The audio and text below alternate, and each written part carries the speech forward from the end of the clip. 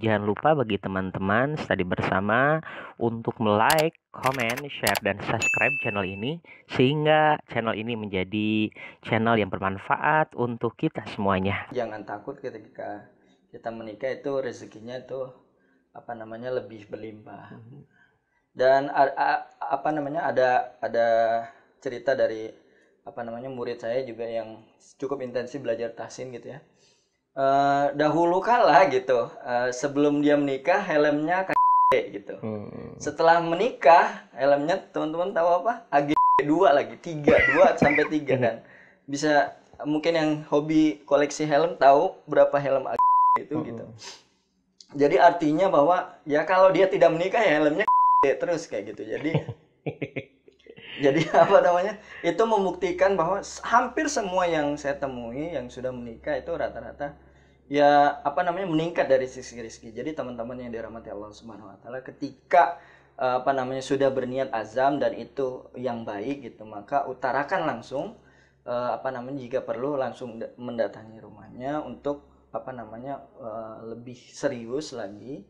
Karena kalau tidak serius ya ini buat yang akhwat juga ya jangan sampai digantung terus, hanya dipacarin saja tapi tidak diseriusin, nanti malah menjagain jodoh orang gitu, jadi tambah sakit hatinya. Lebih baik langsung serius untuk urusan rezeki, insya Allah Allah akan bantu gitu. Jadi buat jombloan dan jombloati jangan khawatir, dan banyak sekali lah kemudahan-kemudahan ketika menikah. Jadi teman-teman yang saat ini masih khawatir, terutama minggu dan bulan ini kekhawatiran orang-orang itu lebih banyak soal ekonomi gitu ya. Jadi jangan khawatir, bahkan inilah momen tepat sekali untuk teman-teman menikah. Karena tidak usah walimah yang besar. Gitu, cukup dengan akad, selesai walimahnya nanti setelah selesai wabah. Itu peluang sekali yang harus dimanfaatkan teman-teman jombloan dan jombloati yang saat ini benar-benar memang sudah di tahap serius, maka saat inilah langsung action saja. Dan sahnya ya sahnya itu sudah sah. Tinggal mau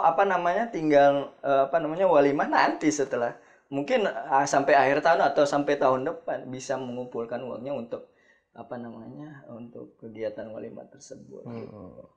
Nih, opini yang menarik nih, Ustadz nih. Saya ingin nanya juga nih, gimana nih pendapat Ustadz? Banyak orang-orang yang mengikuti pranikah itu karena mereka itu ada underestimate tentang nikah versus mapan. Nih, pendapat Ustadz gimana nih? Nikah dulu atau mapan dulu? Gimana nih? Jadi seperti tadi saya sudah jelaskan bahwa mau nikah dulu atau mapan dulu gitu. Jadi sekali lagi buat teman-teman apalagi yang sudah biasanya yang akan mapan dulu kan karena mungkin dari semenjak kecilnya sudah dididik untuk ya kalau mau nikah ya harus mapan dulu, kemudian harus kerja dulu, harus jadi PNS dulu, harus cukup dulu, harus punya rumah dulu. Tadi Allah Subhanahu wa taala sudah memberikan guideline yang cukup jelas, kiranya jika ia kunu fuqara yughnihumullah. Bahkan kalau kalian itu fakir sekali, bahkan tidak punya apa-apa. Kalau kata fakir itu berarti dia nggak punya rumah, nggak punya pekerjaan, nggak punya apapun, maka Allah Subhanahu wa taala yughnihumullah. Ya, sekali lagi kita harus tahu bahwa rezeki yang kita punya itu hanya titipan dari Allah Subhanahu wa taala. Jadi kalau kita mau ngambil yang kebaikan, otomatis itu akan lebih baik. Tapi hati-hati ketika kita menunggu mapan, hati-hati ketika apalagi teman-teman yang saat ini masih pacaran gitu ya. Yang yang ta'arufnya kebablasan gitu. Bisa dibayangkan dosa yang sudah ditanggung daripada memikirkan kemapanan, daripada memikirkan masalah finansial terus-menerus tapi tidak mampu untuk menjaga ifahnya atau tidak mampu menjaga martabatnya, maka lebih baik teman-teman utarakan langsung. Insya Allah kalau masalah rezeki Allah Subhanahu wa taala pasti akan membantu selama kita berikhtiar dan tadi bertakwa. Wa yarzuqhu min haitsu la yahtasib. Mungkin kalau gaji mungkin sama saja dari dulu, misalnya gajinya 3 juta, tapi kalau dikatakan rezeki, insya Allah setelah menikah itu Allah Subhanahu wa taala akan mendatangkan banyak rezeki. Jadi teman-teman yang antara mapan dan nikah dulu ya otomatis pilih nikah. Selama teman-teman apalagi yang laki-laki itu punya apa namanya, punya penghasilan lah. Jadi tidak harus apa pekerjaan yang tetap, yang paling penting bisa menafkahi orang gitu. Jadi ya jangan juga ketika nggak punya apa-apa terus ya nekat gitu, jangan juga.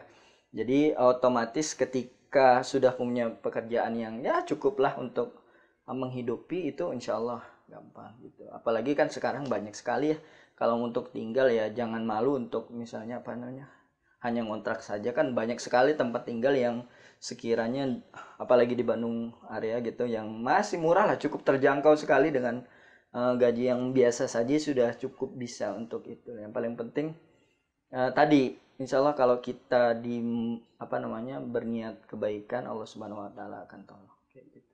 Masya Allah nih, wah, jadi pengen memberikan suatu motivasi buat jombloan dan jomblowati nih, biar artinya jangan merasa takut atau gentar ketika Ya, melihat yang namanya nikah versus mapan. Berarti yakin agama kita telah menjamin dan Allah telah menjamin bagi siapa yang menikah, Allah akan berikan rezekinya. Bahkan meningkat ya kurvanya. ya, Masya Allah nih Ustaz. Baik, Ustaz Abu Leda nih, saya ingin ini sebelum nanti ditutup dan insya Allah nanti memberikan salah satu apa ya, anjuran atau lebih nasihatnya hmm, untuk kebetulan kita hampir di seluruh dunia ini sedang menghadapi yang ya, namanya COVID-19 ya, yap. artinya dari sana. Saya ingin melihat eh, tata cara pandang Ustadz Abu Leden untuk melihat COVID-19 ini gimana nih Ustadz untuk ke teman-teman tadi bersama ini. Ya, buat teman-teman yang saat ini apa namanya masih beraktivitas di luar, ya pastikan teman-teman setelah beraktivitas sebelum memasuki rumah ya dicuci tangan dulu. Kemudian apa namanya, kalau bisa ganti baju ketika ada di luar yang masih harus beraktivitas di luar. Tapi buat teman-teman yang sudah bisa bekerja dari rumah atau mungkin mohon maaf yang sudah apa namanya sudah tidak mempunyai penghasilan lagi, tidak bisa berjualan lagi. Ketahuilah Allah Subhanahu wa taala berfirman, A'udzubillahi minasyaitonirrajim. Bismillahirrahmanirrahim. Ya ayyuhalladzina amanu sta'inu bis-sabri wassalah innallaha ma'as-sabirin. Saya pengen kasih garis bawahnya itu di ujungnya itu innallaha ma'as-sabirin. Kata ma'a berarti kan kalau di dalam bahasa Arab itu zorful makan ya. Artinya bersama-sama. Jadi ketika Allah Subhanahu wa taala tahu bahwa hambanya itu bersabar, maka Allah bersamanya. Jadi buat teman-teman yang mungkin saat ini orang tuanya, keluarganya ataupun siapapun yang apa namanya terhilang mata pencahariannya, maka ketahuilah saat inilah yang tepat sekali untuk memperbaharui tauhid kita. Untuk memperbaharui bahwa ketika kita paham, yakin bahwa itu rezeki dari Allah Subhanahu wa taala, maka tidak ada alasan kita untuk khauf dan hazan gitu di dalam diri kita. Jadi teman-teman jangan takut. Yang paling penting adalah tadi perbaharui tauhid. Mungkin bisa saja rezeki kita bukan di jualan lagi seperti itu. Mungkin rezeki kita nggak dari jualan lagi. Mungkin rezeki kita bukan dari bekerja di tempat yang itu lagi ketika kita di PHK. Jadi teman-teman, apalagi ya, saya yang apa cukup bergelut lama di mikroekonomi, jadi paham sekali bahwa saat-saat ini tuh banyak sekali yang apa namanya goyah secara ekonomi. Jangan sampai ketika kita goyah secara ekonomi kita menggadaikan tauhid kita, atau bahkan mungkin ya apa namanya nauzubillah min zalik, ketika kita memilih jalan pintas yang lain seperti itu. Jadi yang paling penting, momen ini sangat penting sekali buat teman-teman untuk bermuhasabah diri, untuk memperbarui tauhid. Kemudian juga buat yang apa namanya stay di rumah, jadi saat inilah untuk membangun kedekatan dengan keluarga gitu. Mulailah suami istri saling bertegur sapa ketika dahulu kala misalnya tidak apa namanya suami pergi pagi pulang malam. Nah saat inilah yang tepat sekali buat teman-teman untuk bertegur sapa antara suami dan istri, berbincangnya lebih jauh lagi. Anak-anak juga bisa mengenal siapa bapaknya gitu. Jadi ada banyak kelebihan yang apa namanya Allah Subhanahu wa taala titipkan ketika wabah yang mendapati dunia ini gitu ya, seluruh dunia bahkan bukan hanya Indonesia. Itu tadi kita memperbarui tauhid dan memperbarui hubungan keluarga. Jangan sampai apa namanya, kita bagus di mata orang lain tapi di mata keluarga kita nggak bagus kayak gitu. Jadi teman-teman yang dirahmati Allah Subhanahu wa taala, yang paling penting tadi sabar. Ketika kita sabar maka innallaha ma'as sabirin. Jadi apa namanya, bersama orang Allah Subhanahu wa taala bersama orang-orang yang sabar. Jadi jangan takut, apalagi perihal ekonomi, maka Allah Subhanahu wa taala pasti insyaallah akan menjamin kehidupan kita. Wa ma min dabatin fil ardi illa 'alallahi rizquha. Jangan sampai binatang melata saja, cicak saja itu diam-diam merayap dapat nyamuk gitu. Jangan sampai kita kalah sama cicak gitu. Jadi apa namanya, cicak saja yang ya tinggalnya di rumah kan, cicak nggak ada cicak tinggalnya di apa namanya, di luar gitu ya. Jadi jangan sampai apa namanya, ketika kita mendapati musibah ini yang harus mengharuskan kita stay di rumah, lebih banyak stay di rumah, itu jangan sampai apa namanya, kita malah khawatir soal rezeki kita, karena tadi wa ma min dabatin fil ardi illa 'alallahi rizquha. Jangan sampai ketika kita sudah paham ayat ini bahwa binatang melata saja pun itu apa namanya dijamin rezekinya, maka jangan sampai kita apa namanya lalai gitu, bahwa kita khawatir bahwa rezeki kita akan hilang setelah ketika Covid ini melanda. Masya Allah, aduh, inspiratif sekali ya, Masya Allah. Teman-teman sadar bersama, yang tadi yang saya simpulkan dari Ustadz Abu Laidan berarti sabar, kemudian jangan keliru dengan memaknai konsep gaji dan rezeki ya, Masya Allah itu. Karena ibaratkan mungkin saja yang PHK itu gak dapat gaji, tapi rezekinya tetap Allah akan jamin itu semuanya. Masya Allah.